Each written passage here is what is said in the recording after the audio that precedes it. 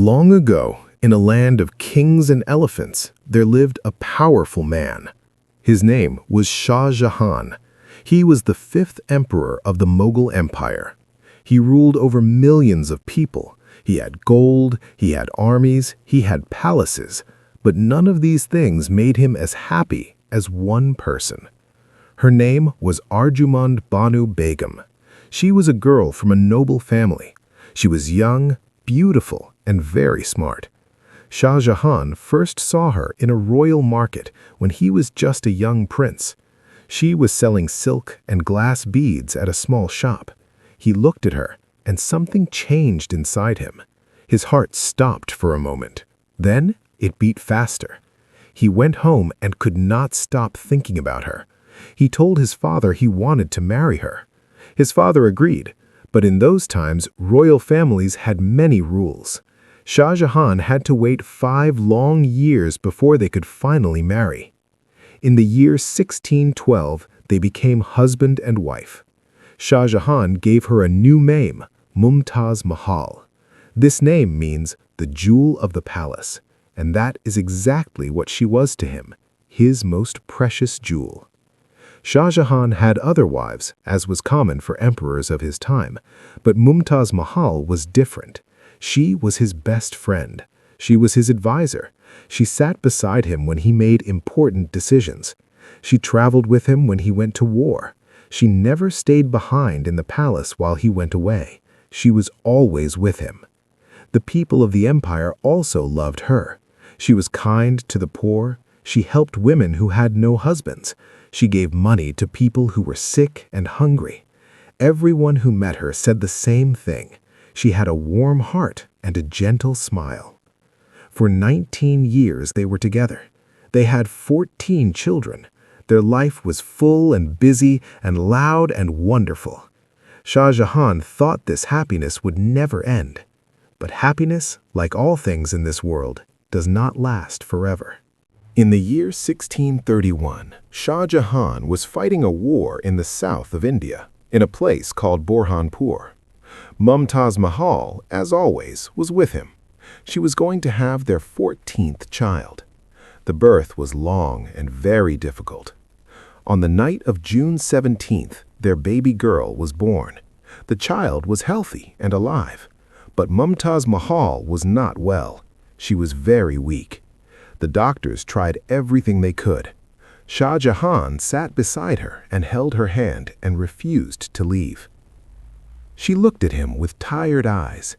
She spoke softly. She made him promise 4 things. First, that he would always be kind to their children. Second, that he would not let their enemies harm the children. Third, that he would not marry again after her. And fourth, this was the one that would change the world forever. She asked him to build her a tomb.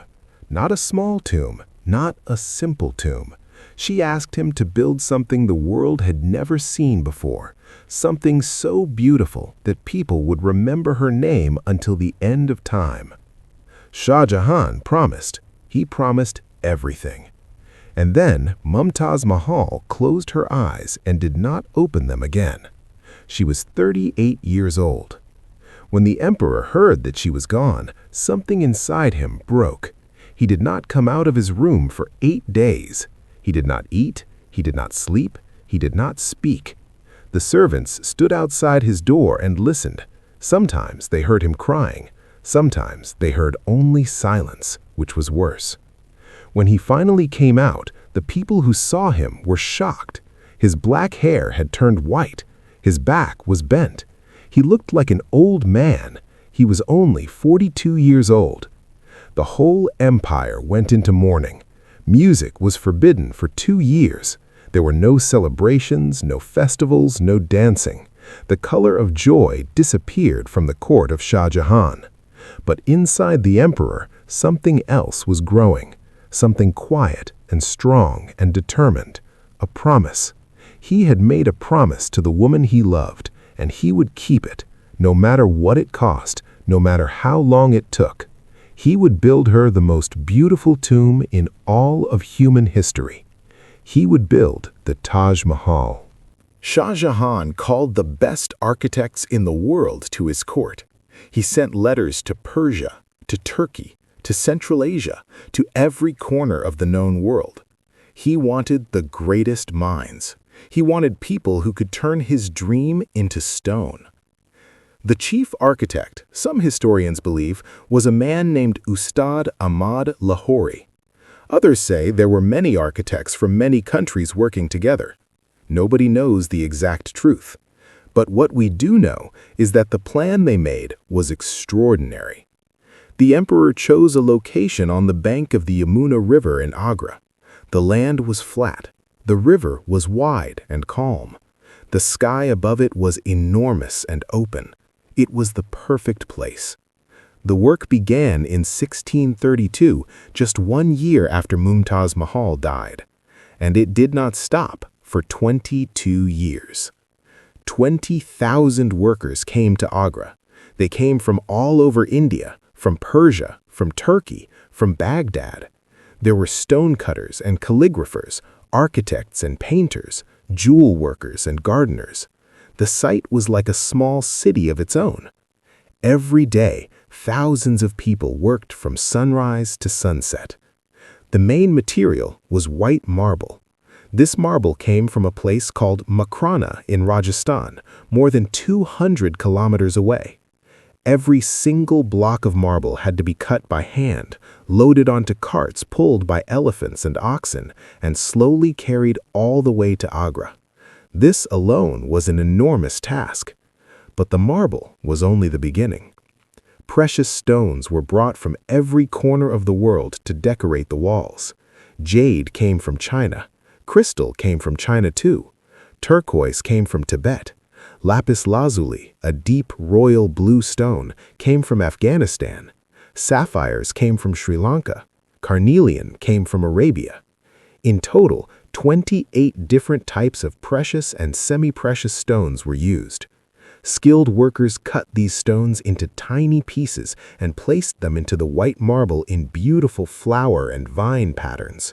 This art is called pietra dura. You had to be very patient and very skillful to do this work. One small flower design could take weeks to complete. The central dome rose slowly toward the sky. It was built without modern machines. No cranes, no steel, no electricity. Just human hands, ropes, and a giant ramp of earth that workers used to carry materials up to great heights. When the dome was finally finished, the ramp was removed and the true beauty of the building appeared for the first time. The Taj Mahal was not just one building, it was a whole complex. There were 4 tall towers called minarets, one at each corner of the main platform. There was a large mosque of red sandstone on one side. There was a mirror building on the other side, used for guests. There were long reflecting pools with gardens. There were water channels that ran in straight lines. There were trees and flowers and pathways. Everything was designed with perfect balance. If you drew a line down the middle, both sides were exactly the same. This perfect symmetry was one of the main goals of the architects. They believed that perfect balance was a sign of heaven. And at the very center of everything, sleeping quietly under the great white dome, was Mumtaz Mahal. By the year 1653, the Taj Mahal was complete. Shah Jahan was 61 years old now. He had spent more than half his remaining life building this monument. The cost was enormous. Historians believe it cost around 32 million rupees at that time, which in today's money would be billions of dollars. He stood before the finished monument on a quiet evening and looked at it for a long time. The white marble was turning soft gold in the light of the setting sun. The dome was reflected perfectly in the still water of the long pool in front of it. Everything was silent except for the sound of the river. Was he satisfied? Nobody can say for sure. Perhaps he felt a moment of peace. Perhaps for the first time in 22 years, the pain in his chest became a little lighter. But Shah Jahan's story was not over yet, and the next chapter was a dark one. He had 4 sons. The youngest son was named Aurangzeb. Aurangzeb was a serious, cold, and very ambitious man. He wanted to be emperor. But Shah Jahan wanted his oldest son, Dara Shikoh, to take the throne after him. In 1657, Shah Jahan became very sick. People thought he was dying. His 4 sons started fighting each other for power. It was a violent and ugly war between brothers. Aurangzeb was the most ruthless. He defeated his brothers one by one. He captured Dara Shikoh and had him killed. He fought and won. In 1658, Aurangzeb came to Agra with his army. He did something that no son had ever done before. He locked his own father inside the Agra fort. Shah Jahan became a prisoner in his own kingdom. The Agra fort was a beautiful and large fort. It was not a dark dungeon, but it was a prison all the same. Shah Jahan could not leave. He could not rule. He had no power anymore. From one of the windows of the Agra fort, across the wide Yamuna River, you can see the Taj Mahal clearly. It is said that for the last 8 years of his life, Shah Jahan sat at this window every day. Morning and evening, he looked at the white tomb he had built for his love.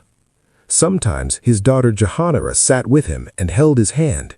She was the only one who stayed with him until the end.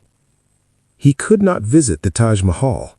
He could not walk in its gardens or touch its walls. He could only look at it from a distance, across the river, as the years passed slowly and his body grew old and weak. In January 1666, Shah Jahan died quietly in the Agra fort. He was 74 years old. His daughter Jahanara wept by his side. By his own wish, he was carried across the river to the Taj Mahal. He was buried beside Mumtaz Mahal, inside the same white marble building.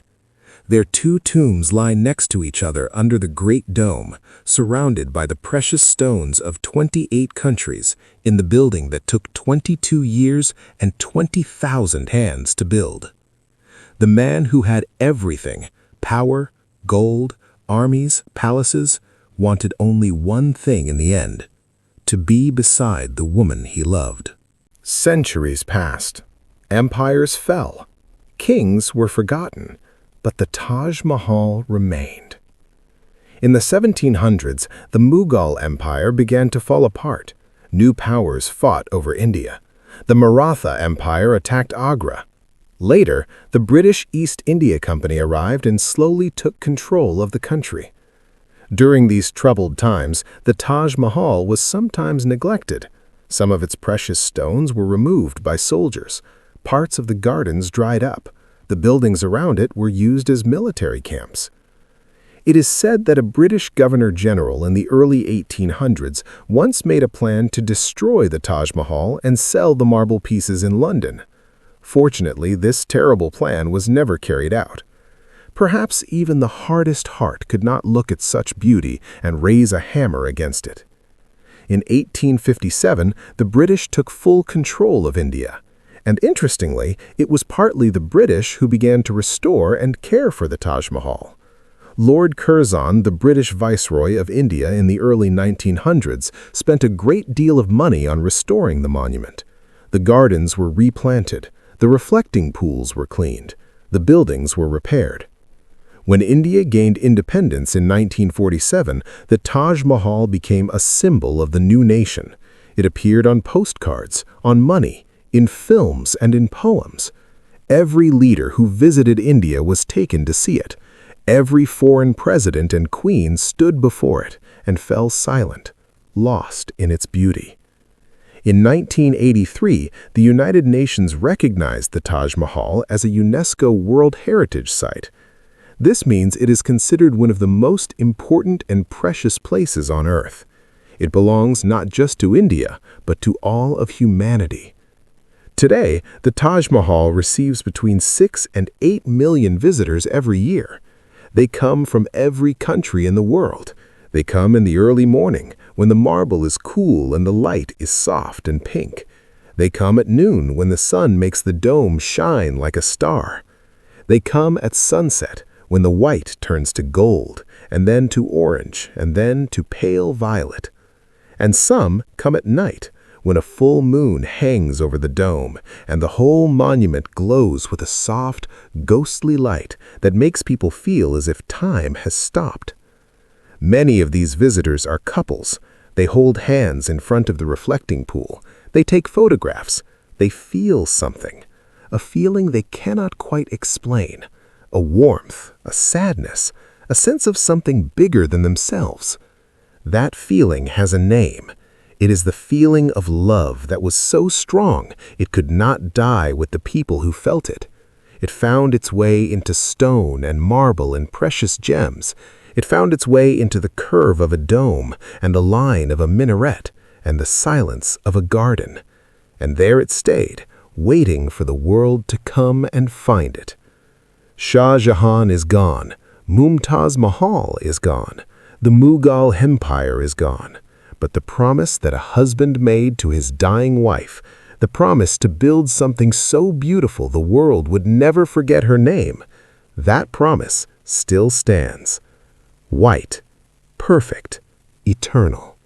The Taj Mahal.